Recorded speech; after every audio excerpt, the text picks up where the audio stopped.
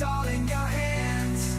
Unlock your potential with your dream team And today we today. are deeply honored to welcome our distinguished guest speaker, um, Oliver Ma, who is a candidate for Lieutenant Governor of California.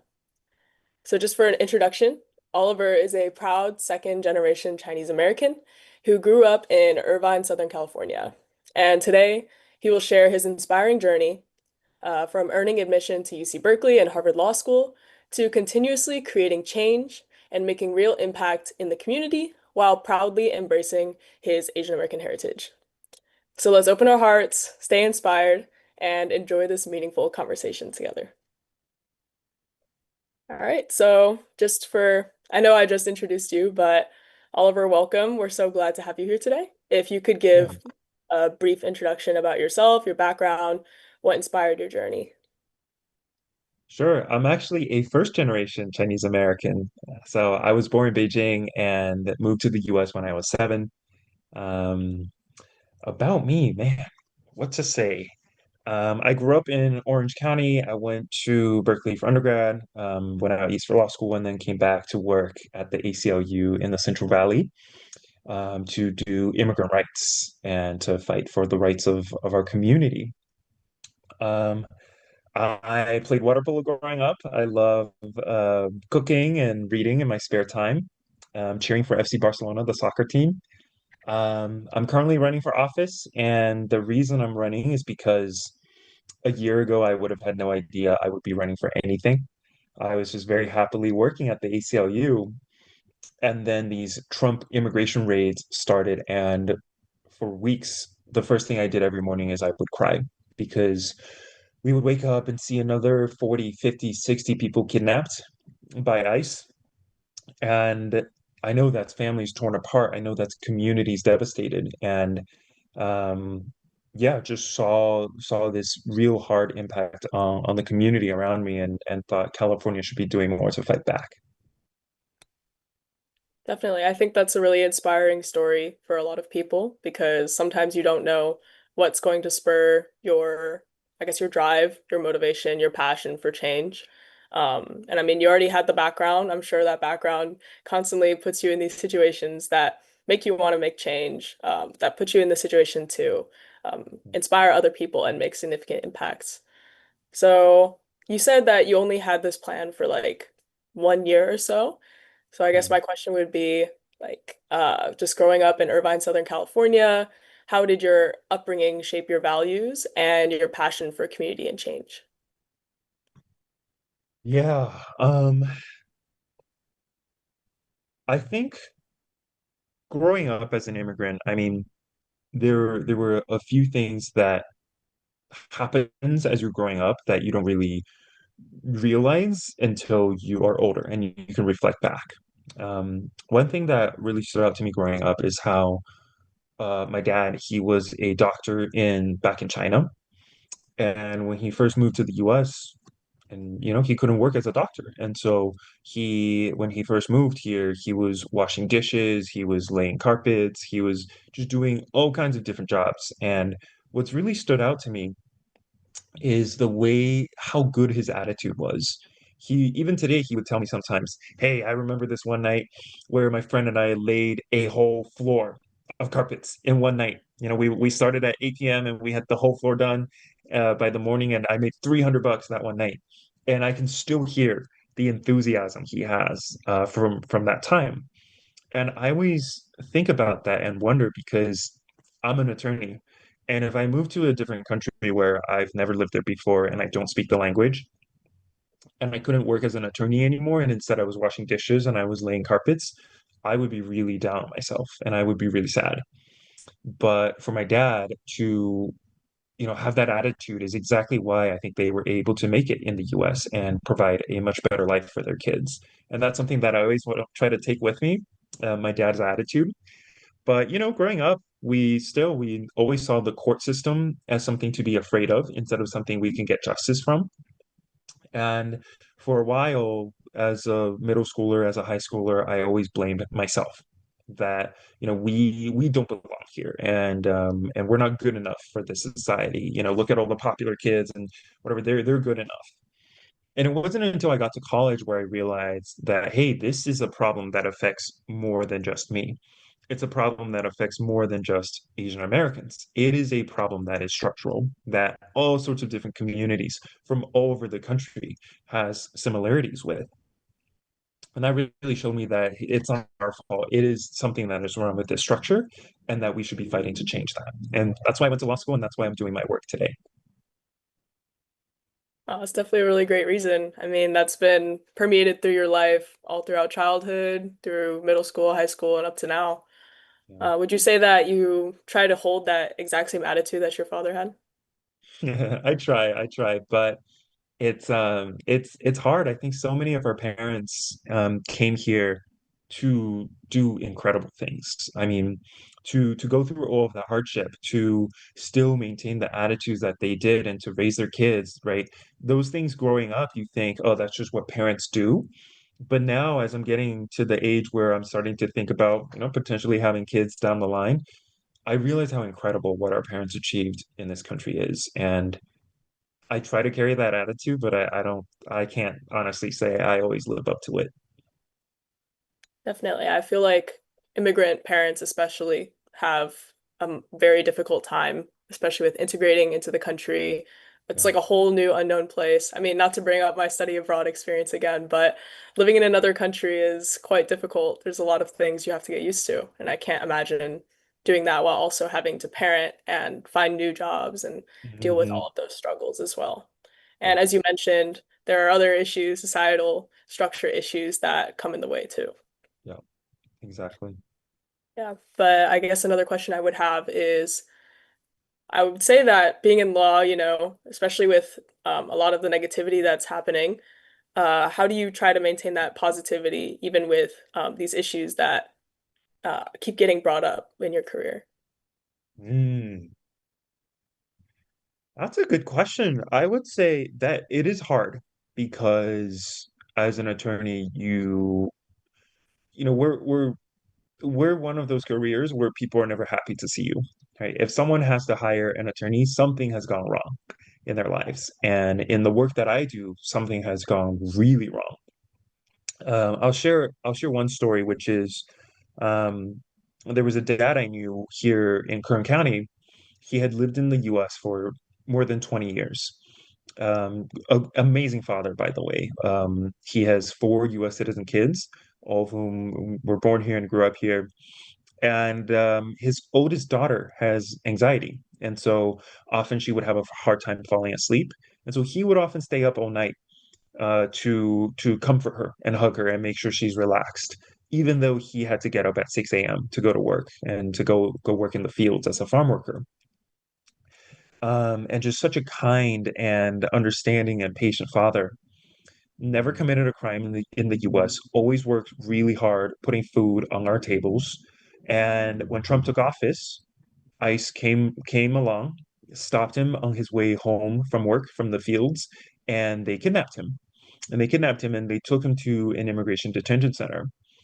And the way that he stays in touch with his kids now is he calls them, right? There's phones. And to make a phone call, each phone call costs about $5.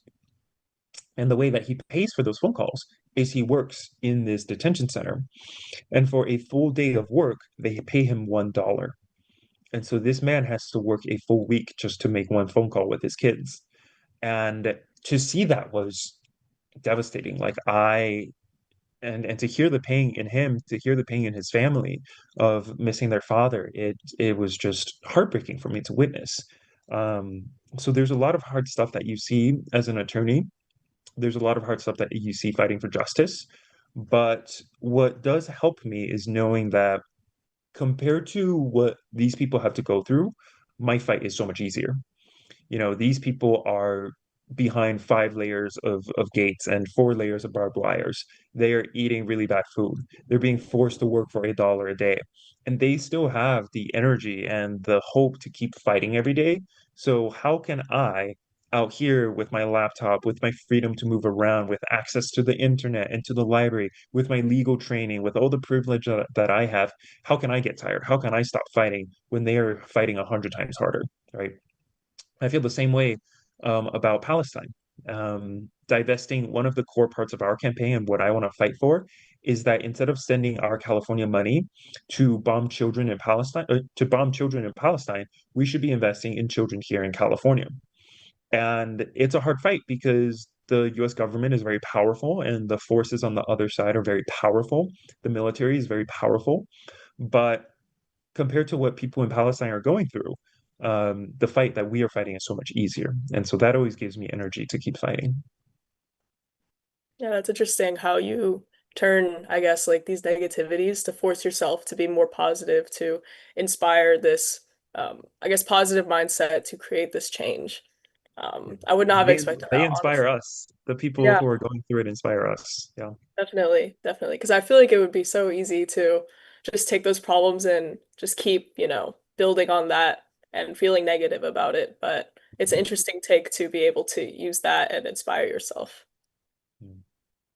Yeah, so I guess my next question would be um, just kind of going back to challenges that are faced.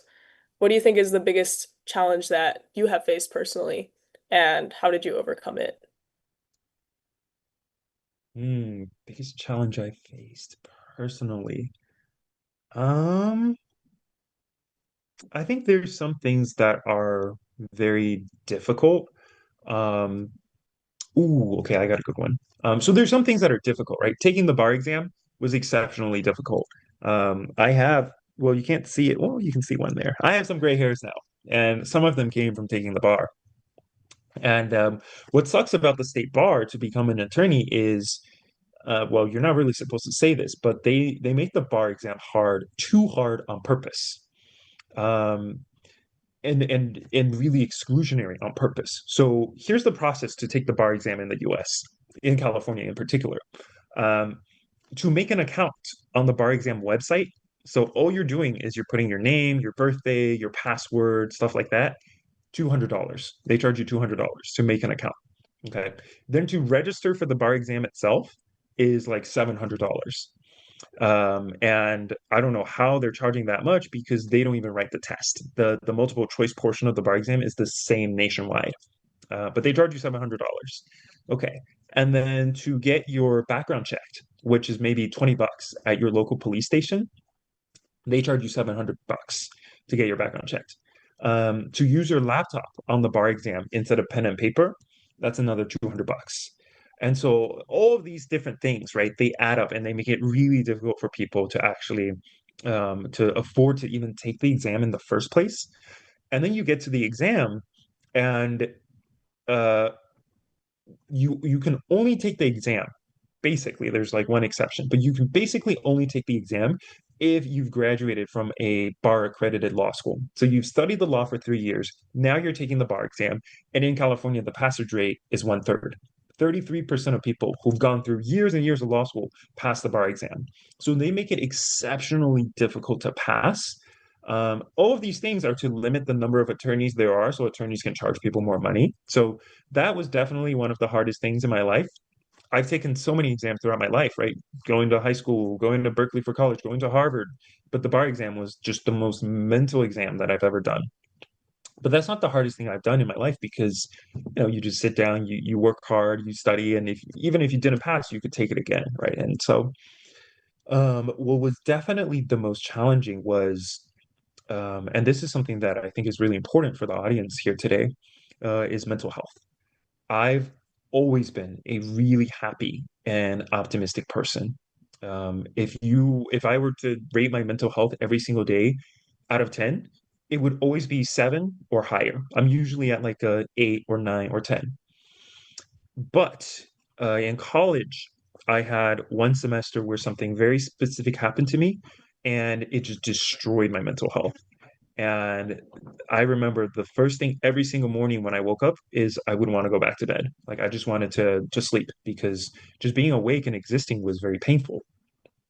And the only like relief I would be able to get was like, maybe training in water polo with my teammates, where for 2 hours I can forget and feel normal. And then as soon as practice was done, it would be the same. And the days just felt so long. And during that time, I also started drinking a lot because that gave me a break from the misery. And of course, all of my friends were like, you shouldn't be doing this. This is a bad idea. But compared to all the dark thoughts, the bad thoughts in my head, um, drinking a few beverages was the least of my problems. And it really changed my perspective because before that, I think I had a really difficult time understanding substance abuse. I had a really hard time understanding mental health issues. I would be the type of person who, when a unhoused person asks me for money, I would say, "Hey, I'll buy you lunch, but I won't give you money because I don't want you to do drugs." But after that experience, I'm like, who am I to tell you what to do with your life, right? And how you can cope with whatever difficult stuff you have happening, right? I'll just give you cash and do whatever you want with it. So I think that was the most challenging time of my life and also a really valuable opportunity. I learned a lot about what I need to be happy and what I need to take care of myself. And that's something that has helped me avoid that again and really helped me be more intentional with my life. And so for any of the young people in the audience, I would say, having challenges to your mental health is something that's very common that almost everyone goes through at some point. And even though you feel very alone at that time, you are not alone. And it does get better. And it's just something that, will happen as when you're young and as you're growing and learning what this world is about and just fight through it and learn what you need and things will get better. But don't, in our community, a lot of parents are not the most supportive. And so I would say like ask your parents to support you, ask your parents to fight for you, and if they don't, then reach out to your friends and don't prioritize your mental health and prioritize your self-care because that's the most important thing at the end of the day. So that's some great advice to give. I know a lot of people who are dealing with mental health issues. It's hard to see like the light at the end of the tunnel. So Mhm. I feel like your story is a very great example of how things do get better. You just have to persist and remind yourself of all the positive things that you have in your life. Yeah, exactly. Yeah. Yeah. I also wanted to say that I feel like it's especially persistent during college or slightly before college and high school, where, all the struggles are just really, there's just so much pressure. Yeah. And it's interesting that you said that the bar exam was so much harder than all those other obstacles beforehand. Because the way you mentioned the bar exam, it makes everything else feel like a cakewalk, like getting into Harvard, getting into Berkeley. You make it sound so easy. So I guess I just wanted to ask you, like, how did you build such a successful academic career? What kind of mindset brought you into that? Yeah, I think I had a lot of help. My parents gave me a lot of resources and a lot of support. To the extent that I can take credit, I think the most important thing for me was knowing myself and being confident in being myself. One thing that I noticed at Harvard is people really lost a sense of who they were because everyone who went to Harvard Law School were smart. They were like the best at their college, at their undergrad, and then they get to Harvard and they're average. And a lot of people really lose their way as a result. I know so many people who came into law school with really big dreams, who wanted to help their communities, who wanted to do really amazing things. And then their first semester, they maybe don't do well in school. And they really lose a sense of who they are and why they're going to law school. And they start thinking, everyone else has it figured out. Everyone else knows what they're doing. I'm an imposter. It's a mistake that I'm here. And as a result, they just start copying what everyone else is doing. Everyone else is applying to law review, so I'm going to apply for law review, even though I'm not interested in law review. Everyone else is becoming a clerk for a federal judge, and so I'm going to apply to a clerkship. Everyone else is taking this class, so I'm going to take this class. And as a result, people all become very normal, very they all become kind of the same. And that I think is what causes many of them to lose what makes them really unique and really special. Um, and so I think what helped me in undergrad and in law school was knowing who I am, knowing why I am at this school, knowing why I'm at this place, and just focusing on myself and not worrying about anybody else. In college, I probably went to only 10% of my classes. In law school, I probably only went to 10% of my classes. And the reason is because classes didn't really teach me the things I really wanted to learn. In at Harvard, I was instead of going to class, I was enrolled in a legal aid bureau where I was representing people who were trying to stay in their homes.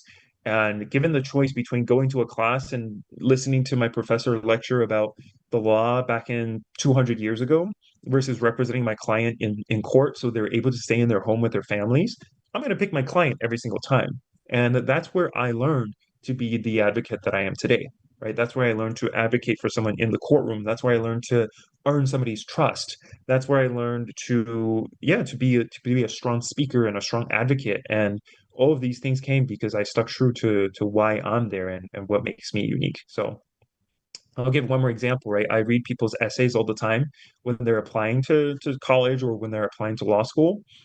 And the number one mistake always is people think, I need to write a Harvard level essay. I need to write blah, blah, blah. And so what they do is they go on Google, they search essays from other people who got into these schools, and they copy those essays, which, might have worked back then, but now everyone is doing that. And so everyone's copying the same essays, everyone's writing the same essays. And so, of course, what you write is not going to be unique. What you write is not going to allow you to stand out. And so I would say don't do that. And my advice, I always give the same advice to people when I read their essays is go through your essay line by line. And for any line in your essay that can appear in somebody else's essay, cross it out because it's not going to help you, right? So I'll read an essay sometimes that starts with income inequality is a huge problem in our society, like the wealth of rich people has gotten too big and blah, blah. None of that is about you. All of those things can appear in anybody else's essays, and so cross those out. So yeah, I would say stay true to yourself, and that'll be the best for pushing you to where you want to be. That's a really great piece of advice. I mean, especially where AI is so prevalent. I'm sure a lot of people applying to college right now have been using AI for inspiration, which, obviously use the tools that are accessible to you, but I Mhm. would definitely agree that being unique or trying to find your strengths, your advantages, what makes you stand out, makes life more fun as well. You Mhm. can just do so much more with it. And writing a college essay can actually be kind of fun if you look for ways to make it more interesting to yourself. Yeah, yeah, Yeah. exactly. College essays can be so fun. They have to be about you. Yes, yes, exactly. Um, yeah. And so I also wanted to say that, yeah, I've definitely noticed that as I continue in my own academic journey, that, even in college now, it seems that people are trying to, I guess, conform a little bit more compared to high school. It just seems like even participating in class can sometimes be frowned upon, Mhm. which I found to be pretty interesting because I've always felt that in high school, the people who participated were the ones who got the most appraisal or credit or were considered to be the smart people of the class. But yeah, sometimes university is not exactly what you would imagine that it would be. Yeah. Do you feel like you noticed this as well in your classes, in Harvard Law and Berkeley? I know you said you didn't attend as many, but did you notice this as well? Hmm. Yeah, I think participation in class is always less than what I would think it would be.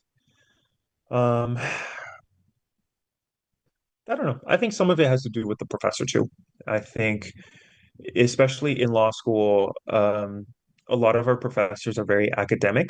They, many of them have never practiced law, and so they approach the law in a very philosophical way. That's not really how you use the law, and they're really smart. And I don't understand them when they talk to me.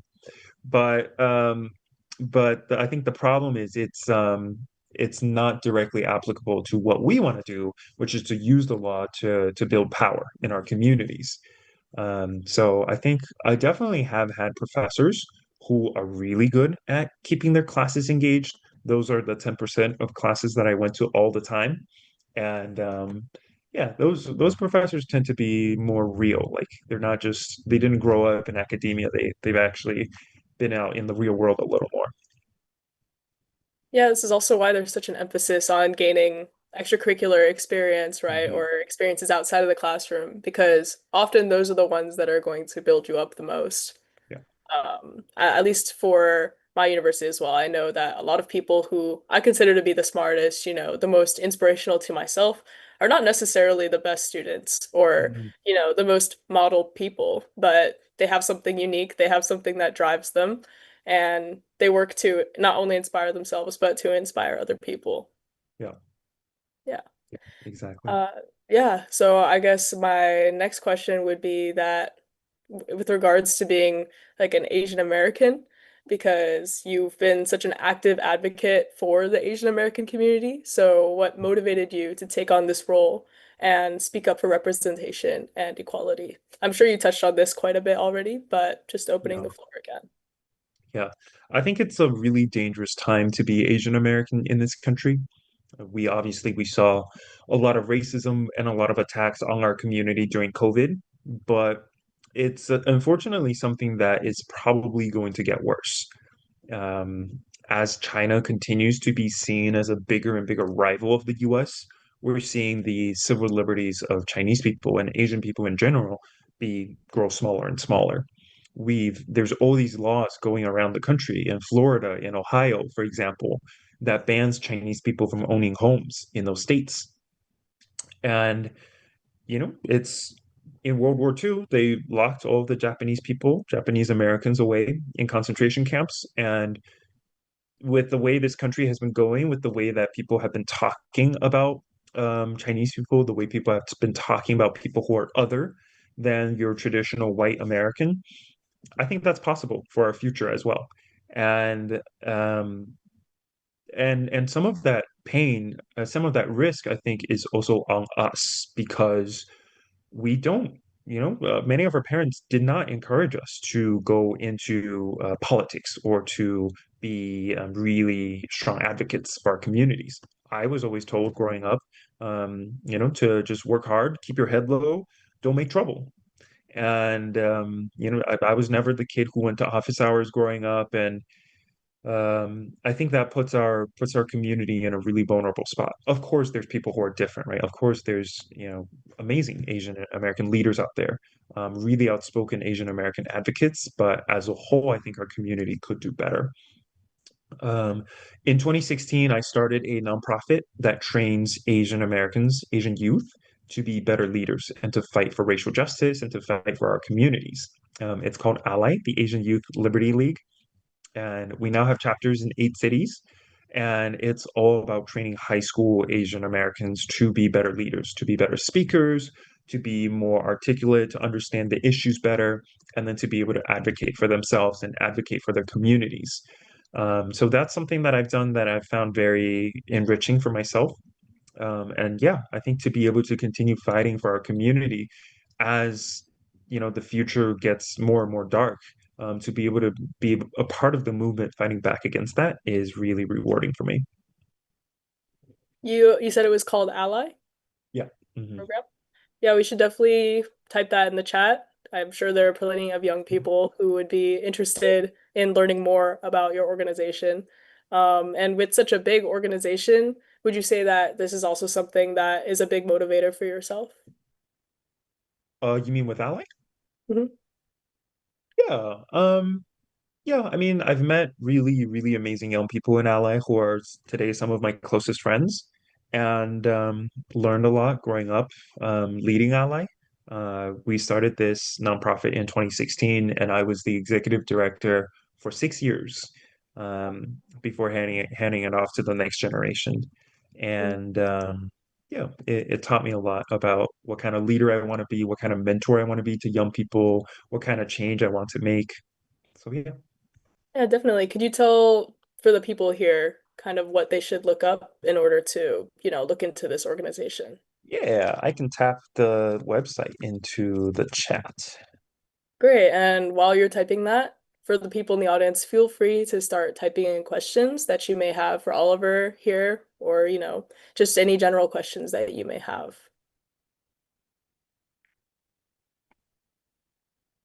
There we go. Great. Yeah, for parents, you can type one. Students, you can also type two. We can just see, what parents are here, what students may be here, or, people in between. Hey, you could even type a three.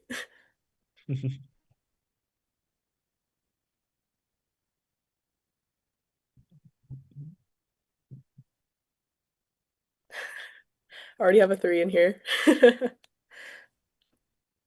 Mhm.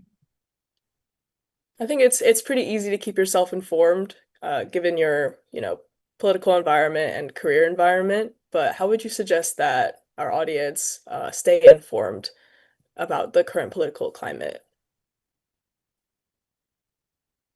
Hmm. I think what's really great about today, 2025, is there's so many ways to be informed. I know older people who stay informed through newspapers or through Facebook. I stay informed through news apps like, you know, CNN, New York Times, Fox News. Friends will send me stuff on Instagram or TikTok. There's so many ways to get informed, and I think it's we're really lucky to be living in this time because I'll just talk about for my campaign. 10 years ago, the campaign we were running would not have been possible. Our campaign is very much driven by young people on social media. And without TikTok, without Instagram, we would be reliant on the more traditional power brokers, right? If the state Democratic Party doesn't like us, then we're kind of doomed. We would have to, do whatever the state Democratic Party wants us to do and say whatever they want us to say. Local media. If media doesn't want to cover us, then we're kind of doomed. And I think that is why so many people running for office and so many politicians are corrupted by special interests because they are reliant on these traditional power brokers. But I think social media has really democratized our discourse and democratized how we can talk about politics. And so now, like what our campaign does is we tell stories on TikTok, we tell stories on Instagram, and we're reaching millions of people every single week. And that gives us a lot of flexibility to be independent from the state party, from traditional media, from all of these other sources that might tout our message in a particular way or shape us into saying things in the way that they want. Yeah, it's great that you mentioned so many different media forms because I feel like it's easy, depending on, how old you are, what you're surrounded by, to focus on one media form for your daily news. But it's definitely good to keep an open mind and look at different perspectives, different news organizations. And yeah, especially for the younger generation, something that I've personally done is I've followed a lot of news accounts, just to make, if I'm scrolling on Instagram or, finding myself in that loophole of looking through Instagram, it's pretty nice to just concentrate a little bit more on news, what's happening in the world because yeah, then you end up getting younger people on your feed, younger people talking about, the political climate or, getting a lot of unbiased opinions about what is going on. But sometimes the news is depressing. I mean, if during the summer, everything I was seeing on Instagram was, families being torn apart by ice. And I'm like, I don't want to see this. When I'm like making lunch or making dinner, I just want to see cat videos and soccer videos and stuff like that. So, yeah, if Definitely. you are politically engaged and you need it for your mental health, I would say step away from the news.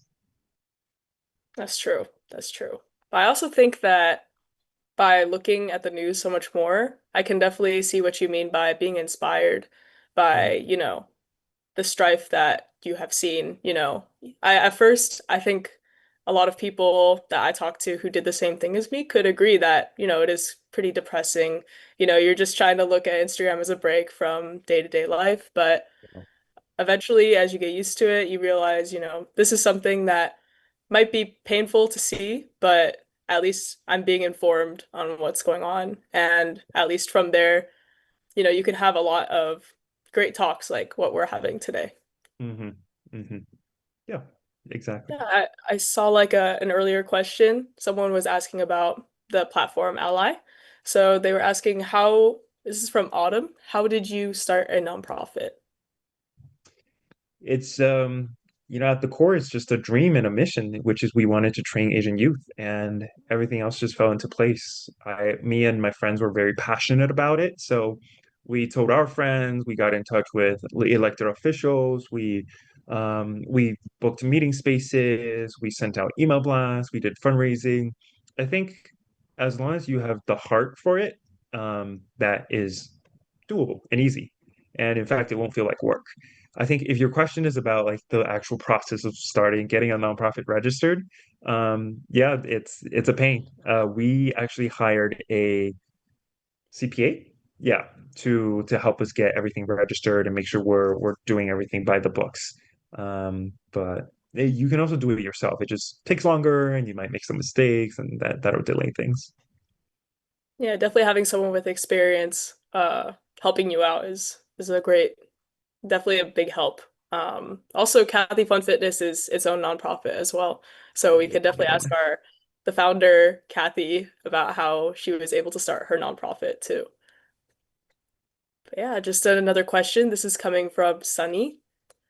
First, she's saying that she admires your courage to speak up and stand up and to represent the Asian Americans and to go for your passion to run for lieutenant governor. But for the question, most people, you'll probably face a lot of criticism or a lot of doubt. So, what is your biggest fear during this campaign? So one fear for me is fear of what the other side can do. So a lot of things that we're advocating for are very popular, right? We don't think families should be torn apart to be sent into these for-profit prisons where they're forced to work for $1 a day. That's something that 90% of people will agree with. We think housing should be made more affordable for young people and for working people. That's something that pretty much everyone agrees with. But on Israel and Palestine, that is something that a lot of people are very afraid to say, in my opinion, what is right and to stand up for justice. It is a fact that the Israeli lobby spends millions of dollars, I think actually close to $100 million on lobbying and on our elections to select the people that will serve their interests. And then as a result, when these people get into office, and as a result, people in Israel, Israeli citizens have free healthcare, but here in the US, we don't. But somehow we're sending billions of dollars of money to them every single year. And that's something that really, like, unfortunately, you're not allowed to say because when you do say it, then the Israeli lobby will spend millions of dollars against you. And that's something that we know will probably happen over the course of this campaign. The reason this doesn't scare me is because I think when you're speaking on the side of justice, that the more attention people bring to you, the more attention people bring to what you're fighting for, the better it is. Like they can attack me all they want. They can attack me on my positions. They can attack me on the human rights and the justice that I'm fighting for. And I think the more they attack me, the weaker they become because people will see the truth. So that doesn't actually scare me. What scares me the most is I don't want to uh, advocate for things that actually end up causing harm to people. And sometimes it's hard to know that, in the time being. For example, when we talk about immigrants, uh, I think one thing that I emphasize is immigrants are not criminals. Immigrants are parents, immigrants are grandparents, they are farm workers, they are family, they work hard, they pay their taxes, all of these things. They are not criminals. And I don't think it's fair for the Trump administration to be talking about them as if they were all violent criminals. But at the same time, there are some people who are immigrants who have criminal convictions. And I think equally that just because, you've made one mistake in your life, that mistake shouldn't shape how you're viewed for the rest of your life. People should not be viewed as the worst thing they've ever done in their life. And, I know fathers in detention centers who have one DUI, didn't hurt anyone, didn't damage any property. They were just caught driving under the influence once, and now they're stuck in an immigration detention center away from their families, working for $1 a day. And I think those people should also not be left behind. But how we talk about immigrants in this, are immigrants criminals? Are immigrants not criminals? That is a difficult choice. And I don't know that there's a right answer. And I think there's a lot of other topics out there where how you message something can end up causing harm to other people or causing harm to other communities. So that's the thing I'm most afraid of. And I know it'll happen that we'll say things that we end up later regretting. And I would hope that people do let us know that we made a mistake. And I would hope we have the honesty with ourselves to admit our mistake and to change and improve from it. I think that's a really great answer. I wasn't expecting the response, honestly. Mm, But it definitely makes a lot of sense. Just given the political climate right now, those who are in power definitely have the most influence of what's going to happen in our environment around us. mhm. And yeah, it can definitely feel a bit concerning if you're not in the same opinion as those who are above. So I guess how do you I guess how do you try to oppose this, knowing the risk that can come from it? You mean for Palestine? Just in general, how do you stand up for what you believe when you feel there might be concern from an oppositional side? Hmm. Um, I think for us, it just comes with telling stories and revealing the truth about what is happening. I'll say this. I remember in the 2024 election, the Republicans said housing is too expensive. And that's something that everyone knows is true, right? Housing in the US is way too expensive. And the Republicans said the reason housing is so expensive is because of immigrants. And that is just fundamentally not true. People who are working for less than minimum wage as farm workers, as day laborers, they're not outcompeting Americans for homes. The people who are outcompeting Americans for homes are the corporate landlords who own hundreds of thousands of homes, right? The investment companies who see homes as a way to make a profit and not for people to live in. It's mind-boggling that you and me, young people who are working, have to compete against a giant investment company to buy a home. But that's the reality of our housing market. And so, who is a corporate landlord is Donald Trump, the leader of the Republican Party. And what the Democrats should have done is say, housing is too expensive, and the reason it's too expensive is because of these corporate for-profit landlords. And by the way, Trump is one of them. And that would have been a very easy way for them to fight back. But they didn't. They didn't say that.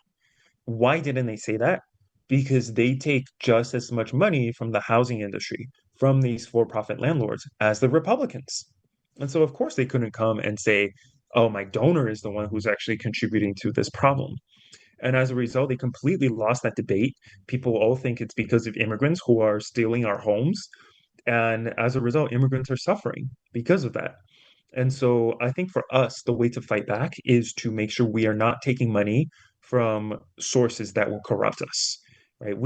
In 4 weeks, we've raised $220,000 for the campaign. Every single cent that we've raised came from regular people. Not a single cent came from corporations. Not a single cent came from a lobbyist. Not a single cent came from a special interest. And that's how we're going to be able to keep on speaking about these issues with honesty. And it's gotten us a lot of attention and a lot of supporters. And that's what we got to keep doing, right? When I tell Democrats about the story of the father who has to work $1 a day for a week in order to call with his kids, Democrats are horrified to hear it. When I tell that story to Republicans, they are equally horrified to hear it. They also think that is wrong because normal, good, decent people, when they hear that, they know it's wrong. But so the way to make a fight, the way to change that is to actually tell these stories with honesty and with power. And you only are able to do that when you're not corrupt. Yeah, and it's definitely a way to unify people as well by recognizing that the problems are fundamental and it's Mhm. not about what side you're on or, who you're supporting, but more so just recognizing humanity as a whole. Yeah. And I think going back to, housing issues, a lot of this comes from, the rise of big corporations taking control of housing. I mean, in Irvine and I'm sure in a lot of other places, there's a big monopoly over properties. Hmm. A lot of my fellow peers, they struggle to find housing as college students. We have a lot of students in the chat. I'm sure a lot of you could probably relate to Yeah. the big stress that it has to get new housing. Because, for instance, in Irvine, all of the housing is owned by Irvine Company, or all of the businesses they rent leases from Irvine Company. Yeah. And Irvine Company even has apps to help you save money at these businesses that lease their specific properties. So I'm sure this is pretty common among other university campuses as well. Um, and yeah, it's an example of, no matter where you are, these issues or these circumstances impact you. Yeah. Yeah. And speaking of like universal things that impact us, we could talk a little bit about AI. So, Mm, given AI, I'm sure a lot of students, it's a has a big impact on their mental health because while it's a convenient tool to use, it's also something that, is replacing jobs and is making people feel like their voice, their unique attributes don't matter as much anymore. mhm. So, asking for advice from you, given AI, how do you suggest students stay motivated while so many jobs are replaced by AI? And what should they study? And what should they do to stay competitive in the market? Yeah. I know nothing about AI, and that's because I studied law, and so if you use any science words to talk to me about AI, I won't understand what you're saying. But I do hear you. This is a huge problem, and it's one that needs to be solved. I think my advice for students is this is again why it's so important to do what you're passionate about, because AI is going to make a lot of these fields really competitive. When I was growing up, my parents always said, go become an engineer because that's how you're going to have a stable income. And now I know so many engineers who went to great schools, who graduated recently, who cannot find a job because of AI. And so it's a revolution in it, and it's going to change the job market in ways that it's very difficult for us to predict. I think the best thing you can do yourself is to make sure that what you're doing is something that you genuinely love, that you can go to bed excited to do the next morning. And if that's what you're doing, you will be one of the best out of all the people who do that. And if you're one of the best, then AI will probably end up being a tool for you to be even better and to get more done rather than replacing you, right? Um, I know a ton of people in college who do not care about engineering, do not care about STEM, but because their parents told them to do it and they think it's a great career prospect, that's what they ended up doing, but they have no passion for it. And so those are the people who are going to be replaced by AI. Yeah, I'm sure, engineering, computer science, I have a lot of friends who've done computer science. They have to do so much in order to stand out. I almost never see those friends because they're constantly job searching, cold networking, doing Hmm. all the things that, YouTube tells them to do to stay ahead of the game. And it's because with AI, those specific jobs are especially at risk. But it's interesting because law, it sounds like there is not as much involvement with AI at all. That's what you would think. So I'll tell you a story about this. When ChatGPT first came out, we were very excited because as attorneys, so much of your time is spent doing legal research. And for legal research, you use this program called Westlaw, which is a really useful tool, but it's also really expensive. Every time you click search, it charges you like $30. And as a poor attorney like myself, I end up searching a lot of things that maybe are not very efficient. And so I spend a ton of time researching on Westlaw. That is probably something that attorneys spend the most time on. And that's a shame because there are not enough attorneys compared to people who need them. In law school, I did eviction defense, and 95% of the people that need a lawyer to represent them in eviction court, in housing court, cannot afford an attorney. So 95% of people just really aren't able to access our court system. And what AI can do is actually make it a lot more democratic and make our justice system a lot easier to access. Because attorneys will be able to save a lot of time if AI can eventually do legal research. Attorneys can end up saving a lot of time, and then they can represent more people, and so more people will be able to use the court system and benefit from legal representation. That hasn't happened yet, right? When I first used ChatGPT to look for cases for me, it spat out 5 perfect cases for me. And I told my supervisor, this is amazing. And she was like, wow, no way, like these cases are really great. And the next day I sit down to actually start writing my legal memo using those cases, and I realized the cases are all fake, like they were all made up. So I don't know that AI is quite there yet, but once it's there, it could have the potential to be a really great thing for people. But at the same time, on the other side, you also see AI being used to do a lot of evil. And so I think as a policymaker, as someone running for office, that is something that I really want to make a good change towards, is so that AI is used to benefit our society, make our society more free and more democratic and more equitable, rather than for AI to be used as something for government to monitor us and to control us and to take freedom away from us. Yes, but it's also definitely a realm that has a lot of unknowns. I think a Mhm. lot of people here don't know where AI is going to go in the next couple of years. Like you said, when it first came out, you were expecting it to go one way and it still has not developed to that point. But then we're seeing a lot of other cases where it's been very heavily developed. And for Mhm. instance, with coding, like it can write code for you for your classes and things like that. If you're a CS student and you see that an AI engine can easily write the code that you've been working on. It's pretty discouraging.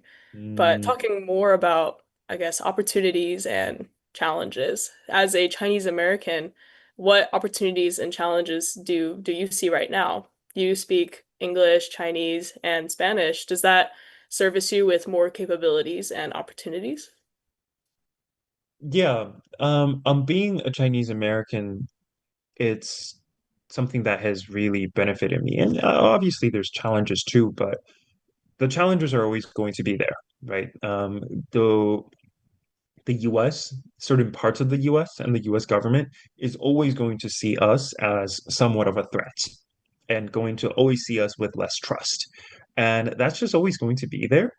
But what we can do is to turn that into opportunity, to turn this hardship into something that we grow stronger by, right? Ally is something that I started because of the way that we are being perceived in the US. And since 2016, we've trained thousands of young students of Asian youth to be better leaders, to be better speakers, to be better writers. And those people, those kids are now doing amazing things. And so I would say, um, being Chinese American is, there are challenges that come with it, but there are also amazing opportunities, amazing reasons to be proud, amazing fights that we need to band together on and advocate for our communities on.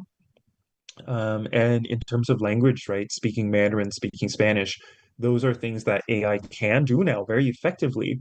But when as an attorney, a really important thing to do is to earn your client's trust.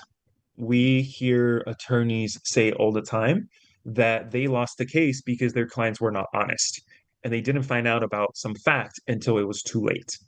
And we say those are bad attorneys because one of the most important skills you can have as an attorney is to earn the trust of your client. No one, no one has an obligation to be honest with you about something really traumatic in their life unless you've taken the time to earn that honesty. And it sucks. Like going up to someone with a phone that is translating things back and forth it makes it really hard to earn somebody's trust. It's like putting up a wall between you and that person. And so whenever I'm able to speak to someone in Mandarin, whenever I'm able to speak to someone in Spanish, I feel like we're able to connect so much better and so much faster. Yeah, I think definitely having the ability to communicate face to face is huge, huge advantage. I mean, here in China, if I did not know Mandarin, it's a totally different story. People treat you totally differently as well, and you Yeah. don't have that more personal connection that you would have if you speak the same language. Yeah, China Yeah, is so crazy. Yeah, I went back to China in 2023 to visit family, and I could not get around because of how technological everything was. Like we were trying to, me and my dad, we were trying to ride the subway and it didn't take cash. We literally could not take the subway. And I remember we went up to like the train subway station man, the officer, and we tried paying with cash and he was like, "What kind of country farmer peasant are you? Like who's using cash?" And I tried to buy a green tea for myself, and I couldn't buy that because I couldn't pay, and it was crazy. yeah, cash is almost non-existent. It's so funny because I converted so much of my American cash to Chinese cash, and it just sits idle in my room. So there's probably two more questions that we have here. Michelle asks, how do you find a good attorney? Are there any websites or guidelines that you would suggest? So you can go to the State Bar website and they will have a list of attorneys, but it's hard to know who's good and who's not, right? So I would say probably a really good way you can do that is to ask people who work in that field. If you're looking for someone in immigration, go to an immigrant rights organization and ask who they would recommend. For example, I know a few really great immigration attorneys. Um, if you have been charged with a crime and you need someone to defend you, asking around to see who people would recommend, I would say is your best bet. Can you say a little bit more of word of mouth as well, or forums that have suggestions? Yeah, yeah, seeing other people's reviews. Yeah, definitely. And I think for our final question, you're going to have some fundraising events. So for the people who have joined today who are interested in contributing to your already impressive metrics that you've made so far, can you tell the audience about how people who are interested can support you to get involved? And when will these events be? Yeah, so the fundraising events, we have them in LA, we have them in the Bay Area, we have some of them scheduled. But what I would say people would be really helpful is for people to volunteer with our campaign. Our campaign is very lucky in that because we have a pretty large audience on social media already, we don't have to spend our money on silly things like social media ads or TV ads, which I think is just a huge waste of money. Instead, we are very lucky in that we can spend our resources training people. The way we're going to win this campaign is by training 100,000 really dedicated, really smart, really persuasive volunteers who can go into their communities and represent this campaign. And so we're going to put a lot of resources to training, especially young people, training them to be good advocates, training them to be persuasive speakers, training them to be good storytellers so that they can represent the campaign in their communities. So if you want to help, the best way I would say is you go to this website, uh, and that's how you register to volunteer with the campaign. And if you want to donate, we'll take your money too. So here's our donation link. Yeah, so you guys can see the link for where you can contribute and also how to participate in these events and volunteer. These are ways that you can inspire change and help your communities around you as well.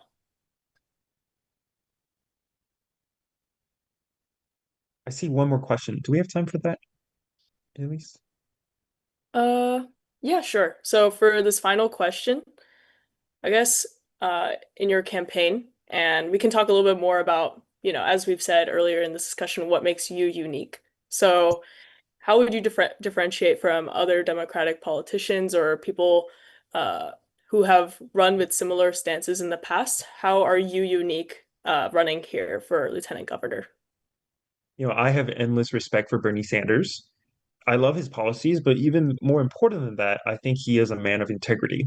And he is a man who will be honest and fight for things because they're right, even if those things might be unpopular, right? Standing up for trans kids is something that is today, unfortunately, very unpopular, but it's something that Bernie does and something that I want to do because it's the right thing to do. And but where I think my style is different from Bernie is I think Bernie can be more of a rock thrower in that he is always trying to tear down these structures that are very evil. And we definitely need that, and that's an important role to fill. But myself personally, I am a very loving person usually. And so my style is not really to throw rocks, but really to build bridges. And I have friends who are Republicans. I have friends who are Israeli. And I think just because we disagree on fundamental issues doesn't mean we can't treat other people with love and with dignity and with respect. And so my first instinct is always to treat people with my heart and to love them and to talk to them. And Bernie, I don't know Bernie personally, but from what I've seen, he tends to be more of the angry old man who's yelling at all the things that hurt people. Yeah, I think again, it's the unique thing is a lot of your experience, communicating with people from different backgrounds and working with these people as an attorney. These are things that I'm sure make you stand out a lot as a potential candidate for lieutenant governor. And I think those are all the questions that we have for today. So we're so grateful again for everyone joining on this inspiring session. I'm sure everyone gained something insightful today from what Oliver has had to say. And just again, going to thank the organizations that made this possible. Thank you, MyT Coach, for being the main platform for this. Special thanks to Kathy Fun Fitness, our nonprofit partner. And also thank you to, all the volunteers who have dedicated so much energy into making this possible today. And we're also grateful for AFI, Eagle TV, and GCTV for their collaboration in this talk as well. So again, thank you everyone for joining the chat today. Happy to see so many people from different backgrounds, different locations here as well. It's really showing that we have a very open dialogue, and I'm sure everyone has learned a lot from what we've talked about. Oliver, do Thanks you so have much any for last having thing? Oh, sorry, go Oh, ahead. no.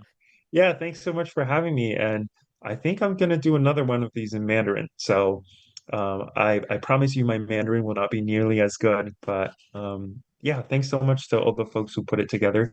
Thanks, Elise, for the questions and for leading this discussion. Definitely. Oliver and I actually spoke in Mandarin before, and I promise Uh, you his Mandarin is really good. So he does not give himself enough credit.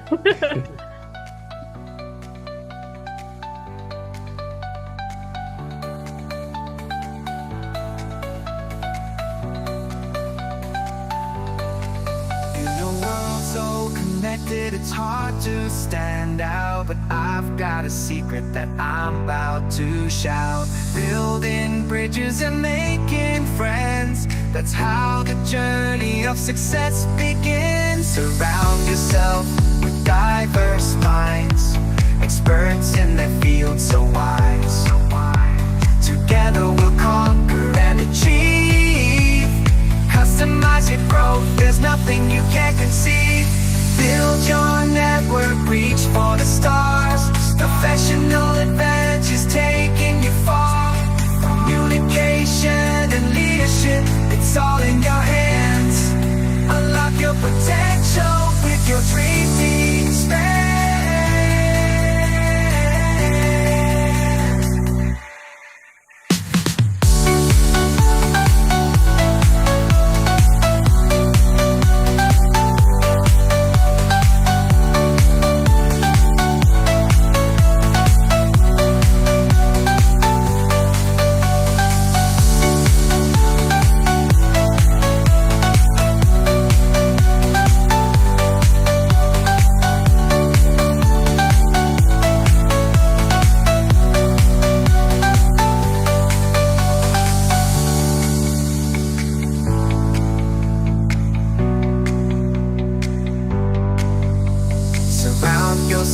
With diverse minds, experts in their field, so wise. Together we'll conquer and achieve.